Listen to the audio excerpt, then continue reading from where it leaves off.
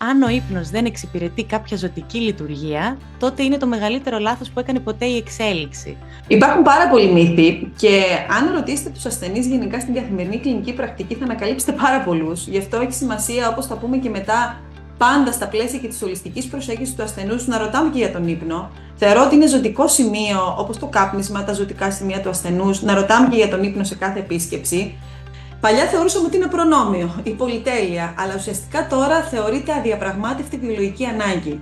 Και εδώ θα πάω από την αντίθετη πλευρά να σας πω ότι η μακροχρόνια στέρηση του ύπνου, κάτι που βλέπουμε πάρα πολύ συχνά στις σημερινές κοινωνίες και είναι και από τις συχνότερες διαταραχές που έχουμε, είναι παράγοντες κινδύνου για πάρα πολλές παθήσεις. Συνήθως γίνεται γιατί έχουμε μειωμένες ευκαιρίες για ύπνο, πολλοί από εμάς, ειδικά οι επαγγελματίες υγείας, εργαζόμαστε σε βάρδιες και υπάρχουν και άλλες διαταραχές που θα αναλύσουμε έτσι και παρακάτω.